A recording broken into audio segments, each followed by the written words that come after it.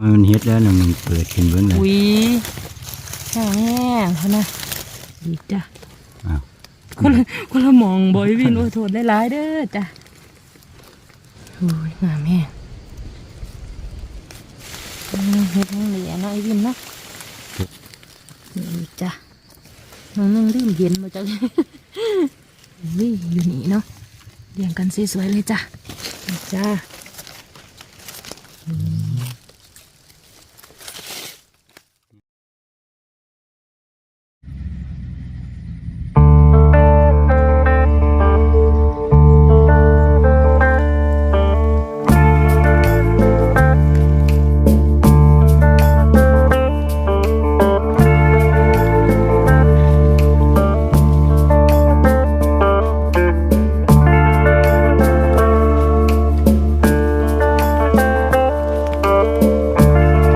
สวัสดีครับผม สวัสดีพ่อแม่พี่น้องจ้ามาพอกับน้องหนึ่งกับไอ้วินนะจ้า สวัสดีพ่อใหญ่แม่ใหญ่พ่อพี่น้องลุงป้าน้าอาทุกท่านนะครับสวัสดีพี่ทุกท่านนะครับมื้อนี้ก็มาพบพ่อกับบายวินกับน้องนึงในเสาร์นี้ ในเสาร์ของวันจันทร์เนาะจ้าวันที่3 เดือนตุลาคม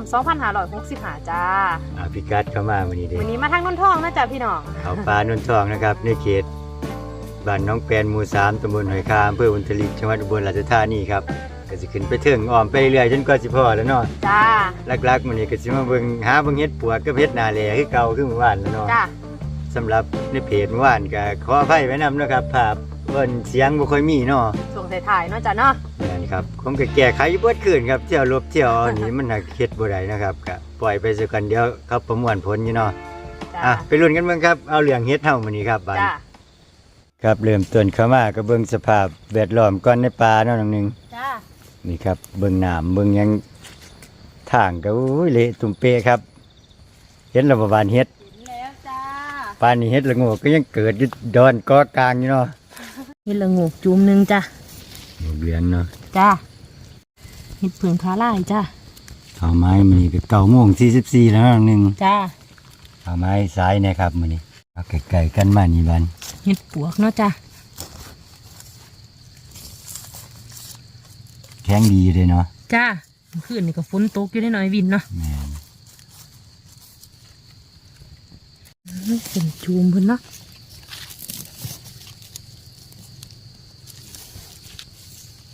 จ้ะ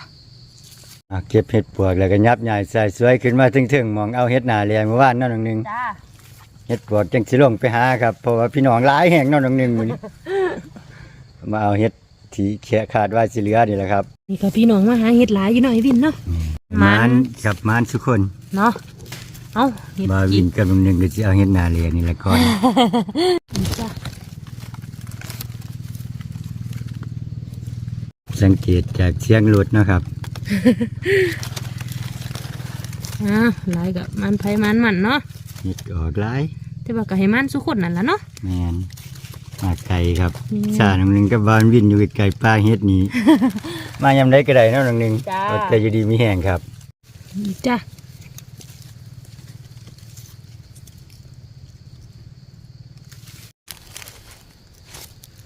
นี่จ้ะ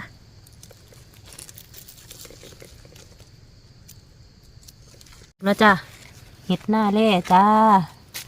พูดอีกบ่นึง จ้า ยืมมาน้ำหนึ่งยืมมา มันก็เมียนเยอะนี่เฮ้ยวินพี่เด้ออีกพี่ นี่วันที่3 ตุลานี่ก็แดดแจ่มเนาะน้องหนึง จ้าเดี๋ยวแจ่มๆนี่แหละไอ้วินเฮ็ดจังออกหลาย เหลือเห็ดละโงกเด้อบานพะลานเนาะ จ้านี่แหละก็สดออกใหม่เนาะ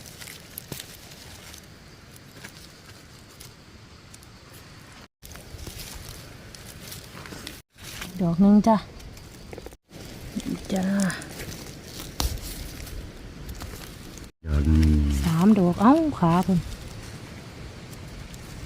ฝนตกห่ำเพิ่นเนาะเลยมีขี้ดินแน่เนาะ โอ้ยงามแม่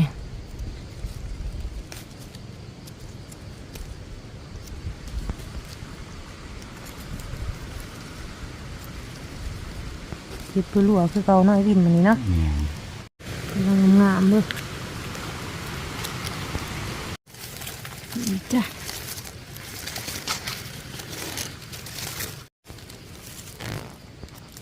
น้องหนึงเคลียร์พื้นที่ทาเป็นยายๆเลยบ่น้องหนึง จ้า นา ไก่ แล ย่าง บ่ เขาไก่เลยแม่น บนญี่ปุ่นก็มีครับเป็นยายอีหลีเลยครับ ยายมาเลยจ้ายายมาเลย เดี๋ยวเราเล่นนะครับใช่อีกกระบาล พี่เด้อืม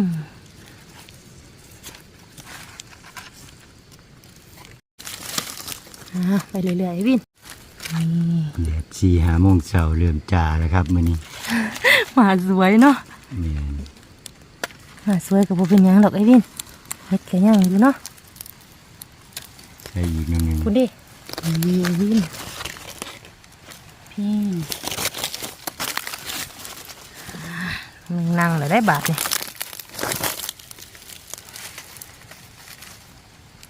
น้องหนึงเห็นหงส์บ่ เห็น กล่องจิจิ แดดแห้งเนาะ แม่นถึกพร้อมสกัดดาวหลุง ไอ้วินเอ้ย มาเห็นเหมือนกัน เอา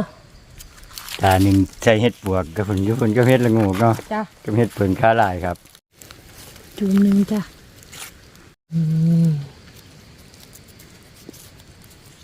อีกจ้ะ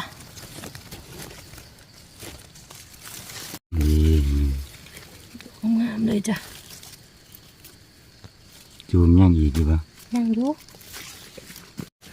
นี่มีส่วนบนละเอาบนก่อนนี่คือครับแต่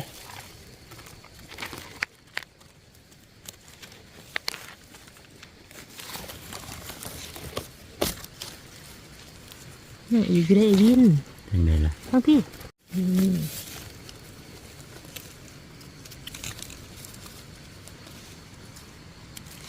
ครับลายดอกอยู่อันน้องหนึ่ง จ้า ใช่เนี่ยคุณป่ะ เลือก คุณนะครับยายไปคุณละพุ่น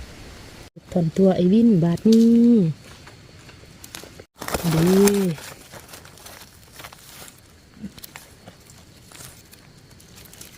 สมซื้อนาเลนาเคี้ยวอีหลี ดีจ้ะนี่ยังไงบินโอ้ยเห็ดกออ่าวได้นี่เห็ดกออ่าวจ้ะ รสชาติเดียวกันกับกอใหญ่แดงกอเนาะ จ้ะนี่เอาแม่งกินหัวเพิ่นเนาะ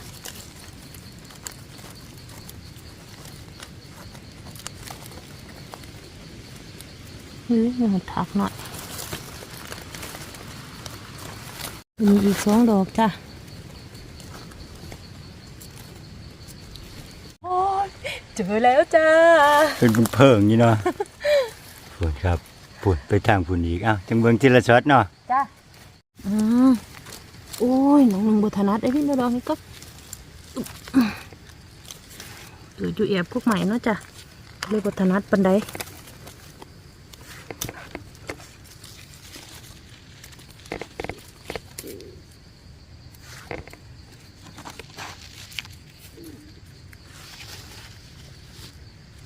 ดอกงามๆเพิ่นนี่ จ้าเสร็จดอกมันออก แข็งดีอยู่ในเนาะนี่เนาะ สุดยอดได้พินเฮ็ดแห้งก็ได้ เมื่อคืนนี่ฝนตกยางแห้งนี่ครับ เมนจ้ะโอ้ตัวนี้หมู ลักษณะหมูครับเฟือนคมแห้งในแนวนี้ นี่พี่เด้ ใช่ ดีจ้ะพี่นี่เอาใหม่พี่ไปเด้อน้องเก็บมาให้เบิ้งหาเฮ็ดมาแล้วไปพอเฮ็ดปวกมีไข่อยู่ไอ้วินเนาะ แบบเมื่อวานนี่เนาะ สิบ่หมันน้ำเพิ่นในบ่มื้อนี้เนาะหานสวยๆบ่หึ หมูกระไรเนาะ จ้าถ้าไปดอกคุณบ่หมูเนาะจ้ะอีกจ้ะ อ้าว คนละมองบ่อยวินโอ้โทษหลายๆเด้อจ้ะ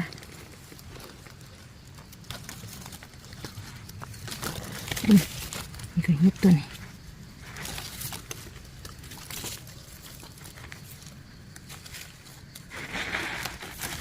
2 ดอกนี่หนึ่ง เห็นดอกเดียวได้ไอ้วินบางอัน เก็บเลย เดี๋ยวเด้องัดอยู่ คนดี จ้ะ ใส่ตัวนี้โม่ไอ้วิดูมันงามเนาะ ทีนี้ อ้าวเก็บรัวๆปันเฮ็ดปวกคือกันไหนวินเลย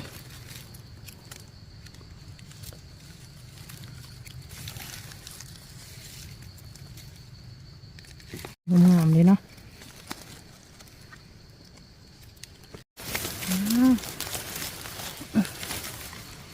เดี๋ยวดิเห็นไหมเอาจ้านี่พี่ดอกเห็ดสวยงามจ้ะนี่เห็นบ่อยวิน เห็นอยู่ ใหม่ๆร้ายเนาะ ตามาซ้อมหน่วยใหญ่ดอกมัน เป็นตาได้หาปล่อยวิน มันตาหน่อยปล่อยไปบ้านเลยเนาะน้องหนึง จ้าสมเอาตาใหญ่มา2 หน่วยในเด้อมันนี่เด้อเอาขาจ้าวิน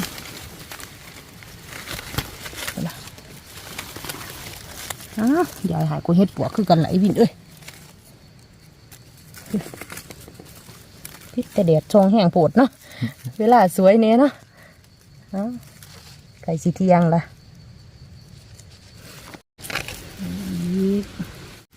จ้าคือมีจักดอกไว้วินซ้ายดอกคือตัว ซี่บนไดโอ้ยที่มันบังกุกใหม่ดิ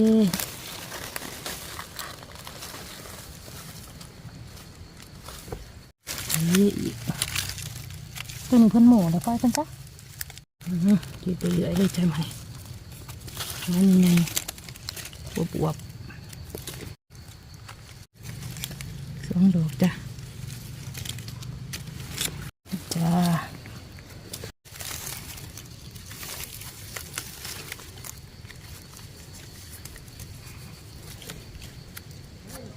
แต่ได้เหลื่อมตา2มาเนาะนี่เนาะนี่จ้าพี่น้องอีกจ้าเห็ดน่าจะเนาะนี่จ้าพี่น้องก็มาหาเห็ดเนาะ มันวิ่งอยู่นี่เนาะเรียงกันสวยๆเลยจ้ะ สวยงามตามท้องเรื่อง จุ่มก็สวยๆเลยจ้ะพี่น้องเห็นเห็ดบ่คือจอดรถโดนแต่ เห็นเห็ดปวกข้างทางบ่ ไปเก็บน้ำเพิ่นมาน้องหนึง บ่เราก็เอาเห็ดเท่านี้แหละเนาะ เฮ็ดไผเฮ็ดมันเนาะ แมนมันก็เอาเห็ดเพิ่นนี่ เก็บสวงแล้วบ่เฮ็ดปวด เอากันพ่อก็เอาอีก ก็ถึงสวงได้อีกวิ่งซ้ำนานจ้ะจ้ะงามอันนี้สิมันเฮ็ดหนาเหลียงนี่บ่ไอ้วิน เฮ็ดปวดก็จะบ่ทันพี่น้องเพิ่นดอกเนาะ เนาะ เพราะว่ามาสวยครับมื้อนี้ติดธุระทั้งบ้านนี่เนาะน้องหนึง จ้าปาดขาเอาเลยจ้านี่จ้ะดอกหน่อยเพื่อนเอาไว้เนาะปลูกไว้ก่อน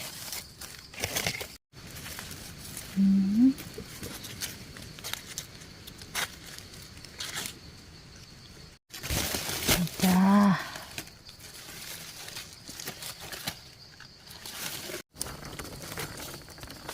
หิน จ้า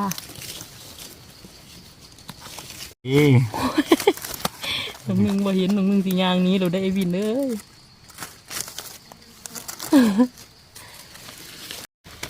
จ้ะดูน้องกันกับเห็ดผึ่งขมิ้นเลยเนาะนะดอกแหลกได้เนี่ยวิน เฮ็ดเพิงเนาะดอกแรกจังได๋น้องหนึงเก็บเฮ็ดเพิงขาหลายมา3 ดอกเลย โบหนุ่มหนึ่งว่ามองนี้ บ่ ดีไอวินโอ้ยขาบนเหงาอยู่ในแต่ไต่บนเนาะจ้ะอีกจุ่มหนึง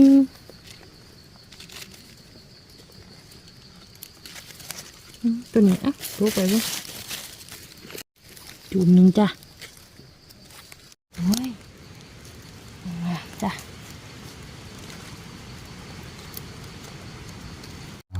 ปิดใบตองออกบางหัน แม่นจ้ะ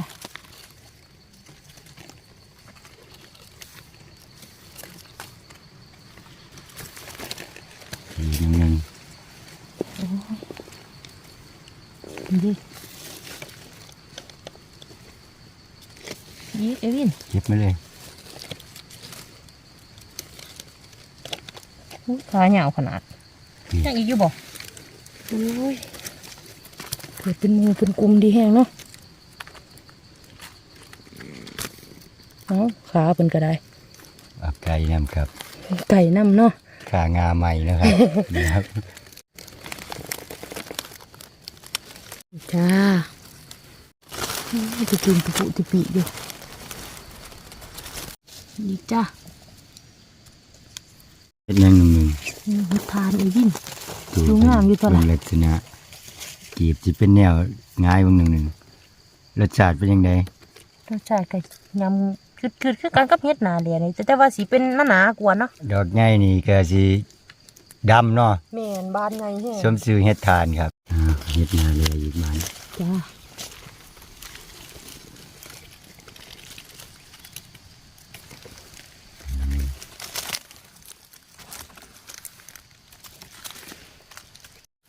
อีกจ้ะ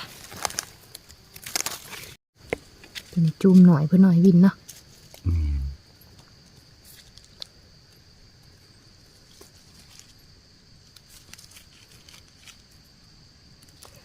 นาเรียที่ชมพูเนาะดอกนี้เนาะจุ่มนึงจ้ะนี่ดอกงามๆเพิ่นนี่อีกจ้ะ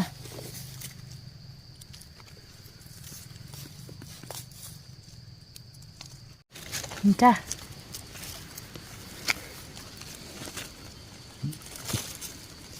มังใหม่ๆบ่เอาเลยบ่บัง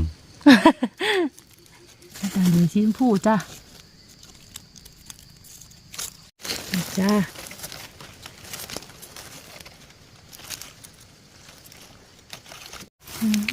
งามครับอู้ยพา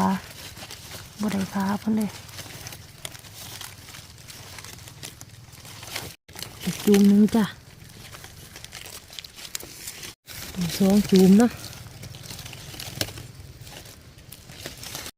จุ่มหนึงจ้ะเจะฟองผอมดอกงามเนาะเฮ้อีกนี่จ้ะ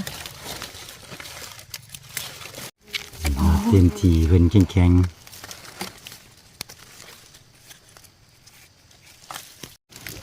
นี่ก็หลายดอกอยู่ด้วยจ้ะ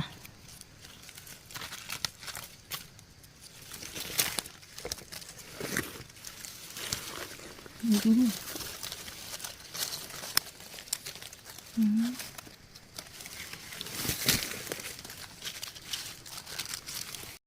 ี่จ้ะ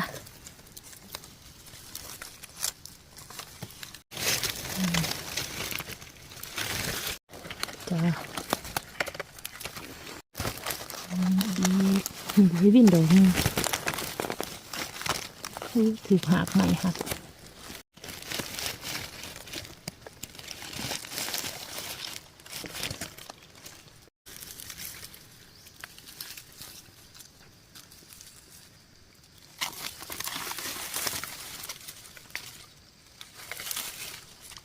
ดอกง่าย ให้วินบ่เห็นน้ำหนังหนึ่งบ่ นะครับสภาพหมองเกิดเฮ็ดนาเลไม่ห่มเฮ็ดกอนะครับกอน้ำหรือว่ากอขี้หมูหรือคือทายเบิ่งหมากมันนะครับเนาะตอนนี้ก็เวลาเที่ยงแล้วเด้ครับ แต่ว่าสิหาไปอีกครับ ไปเรื่อยๆนะครับเนาะตาหนึ่งก็ใกล้สิเต็มแล้วครับตาหนึ่งอยู่รถมีเฮ็ดปวก4-5ดอกครับเฮ็ดเผิง2-3ดอกครับมาลุ้นกันเบิ่งครับเบิ่งไม้แล้วก็มาเอาเฮ็ดกันต่อหนึง จ้ะ งามบ่ครับเพราะยังมีใหญ่ครับเมื่อพี่น้องครับผมว่างามเลยนอนหนึ่ง จ้านี่จ้ะโอ้ยเห็ดเนาะมันจะจุ่มงามสำนะสองดอกจะเอาขาเพิ่นอ่ะเสือซะขาก็ได้จุ่มก็งามเนี่ย มันเฮ็ดแล้วหนึ่งเปิดขึ้นเบิ่งเลย อุ้ยแห้งแห้งเขานะ มีทองโปกขาวจนพูนเลยครับ มันออกเป็นสีเป็นไรเนาะขันใบตองปลูกคนเนาะ นี่ทองดอกนี่คือเขียงคนหลอนนี่เด้ มีใจคอนนี่มาถือฝน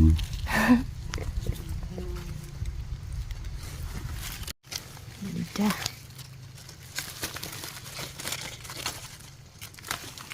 นี่น้องหนึ่ง โอ้กำลังสีมืออ่ะ กันดอกก้างแกงก็จะเป็นแนวนี้ จุ่มเพิ่นจ้า ที่ไว้ลงทางน้องแปลกน้องหนึ่งบ้านนี้ครับบัดกามานเฮ็ดปัวขึ้นว่านเมื่อทั้งสะพานดิงดองไปแล้วครับ เลยหาเบิ่งเฮ็ดไปนำ จ้า น้องหนึ่งบ่เห็นว่า น้องนึงดื่มเย็นมาจ้า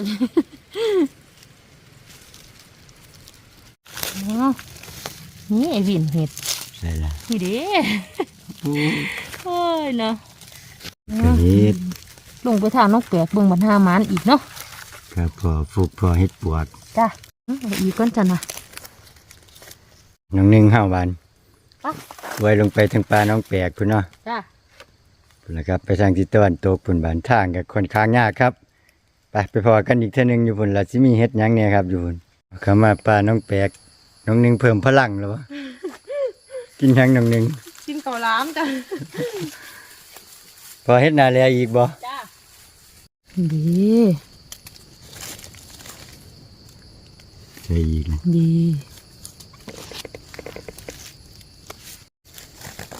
กำลังเลย เฮ้ยมาเลย จูมเพิ่นเนาะ จ้าดอกนึงจ้า เอาออกทั่วแล้วเนาะน้องหนึ่งน้องฟัง จ้าแต่เกาเฮ็ดหนาเลยออกนี่เฮ็ดสิเบิด สำนักชมน้องจองของไห้นี่ครับ เฮ็ดนั่งเลยเนาะไอ้วินเนาะ ฝนจะลงเฮ็ดมาเวลาเก่าหมู่บ้านบ่น้องหนึ่งฝนนี่ก็ได้ คืออยู่ดอกหนึ่งว่าเนาะ แต่ว่าเฮ็ดนี่ไก่จอกเมื่อแล้วบ่ทันเห็นเฮ็ดปวกอยู่มัน แต่ว่านาแลนี่ก็จูมงามเด้เนาะ จ้า อะไรนะครับ ตอนนี้ก็เบิ่งเวลาก่อนนะครับ เวลา 13:37 นาทีนะครับเนาะไปเบิ่งเฮ็ดนำน้องหนึ่งกันครับบ้านสิได้พาออกเมื่อนะครับเกือบบ่ายสองแล้วเนาะน้องหนึ่ง จ้ามาสวยน้ำเนาะจ้ามื้อนี้เนาะ เฮ็ดปวกเฮาได้จักดอก นับดอกได้เลย ปวกนี่บ่ทั่วก้นตาเลยครับ กับเฮ็ดกอนำบ่น้องหนึ่ง จ้าดอกเดียว เก็บมาแต่ใจละ นึงเก็บมาแต่ให้ไปห้องหาไอ้วินบ่เห็นเนาะ ผมขาเราหาเฮ็ดปวกอยู่ครับหามาเบิ่งไฮไลท์เฮาปีมื้อนี้ นี่ไฮไลท์ของเฮาเฮ็ดนาเลยเนาะจ้าเนาะ นาแลเกือบนาแลล้วนเนาะ จ้า กีตาร์นี่ใหญ่เด้ครับกีตาร์นี่ว่าจะมายามปลามื้อเช้าครับ กล่องมีปัญหาน้อยหนึงเนาะก็เลยบ่ได้ยาม จ้า แต่ว่าปลาก็ได้เนี่ยนะครับกับอีปูเนาะ จ้า นี่นะครับเฮ็ดประมาณจักโลนึง น้องนึงว่า3-4 โลบ่อยู่เนาะตาใหญ่อยู่ มีแต่ตูมส่วนมาก จ้า ผมพายกับนักบาอยู่ครับ เนาะจ้าพี่น้องสำหรับคลิปวันที่3เนาะจ้าก็ตรงกับวันจันทร์เนาะจ้าเดือนตุลาคม2565น้องนึงกับไอ้วินกับป้าพี่น้องมาหาเฮ็ดเนาะจ้านำหาเฮ็ดปวกขนาดจ้าแต่ว่าก็ใครอยู่จ้ามานเฮ็ดนาเลยเฮาอยู่เนาะจ้าเนาะเฮ็ดปวกก็ได้บ่หลายจ้ามื้อนี้สงสัยพี่น้องมาหลายเนาะจ้าก็มันๆกันทุกคนเนาะจ้าเนาะถ้ามาคลิปนี้ก็อย่าลืมกดไลค์เด้อจ้าถึงใจอย่าลืมกดแชร์อย่าลืมกดติดตามน้องนึงกับไอ้วินเด้อจ้าเพื่อสิบ่พลาดคลิปใหม่ๆเนาะจ้าเนาะว่าน้องนึงกับไอ้วินสิได้เฮ็ดหยังแหน่แต่ละมื้อพี่น้องก็สิได้เข้าหาจ้าสำหรับคลิปมื้อนี้ก็บ่มีหยังหลายจ้าขอกล่าวคำว่าสวัสดีจ้าพบกันคลิปหน้าเด้อจ้า เอาแล้วนะครับพ่อใหญ่แม่ใหญ่พ่อแม่พี่น้องลุงป้าน้าอาทุกท่านนะครับสำหรับการเก็บเห็ดในวันที่3ตุลาคม2565ตรงกับวันจันทร์นี่ก็สิได้อำลาพาจากพ่อใหญ่แม่ใหญ่พ่อแม่พี่น้องไปด้วยบรรยากาศป่าน้องแปลกนี่แล้วนะครับเนาะน้องหนึงก็สิได้พาออกเมื่อทางใดน้องหนึงมื้อนี้ เอาเมื่อทางกันน้องจองคือเก่าเลย ทางค่อนข้างลำบากเนาะไปทางสะพานดินดองครับครับก่อนจากกันนะครับมื้อนี้ก็ขอขอบคุณหลายๆครับขอบคุณทุกไลค์ทุกแชร์นะครับขอบคุณทุกการติดตามครับขอบคุณทุกท่านที่ร่วมคอมเมนต์ติชมแนะนำเข้ามาในชาแนลของบ่าววินกับน้องหนึงครับและอีกอย่างหนึ่งครับความหน่วยไว้ใช้พ่อใหญ่แม่ใหญ่พ่อแม่พี่น้องลุงป้าน้าอาทุกท่านนะครับจงประสบแต่โชคดีโชคหมานอย่ามีโรคภัยหลายใดๆมากำกายครับสุขทั้งด้านร่างกายและก็จิตใจร่ำรวยเงินทองทุกท่านนะครับคิดสิ่งใดให้สมมุ่งมา่ปรารถนาครับสำหรับคลิปวันที่3ตุลาคม2565นี่ก็ขอกล่าวคำว่าสวัสดีครับพบกันคลิปใหม่มือใหม่ครับผม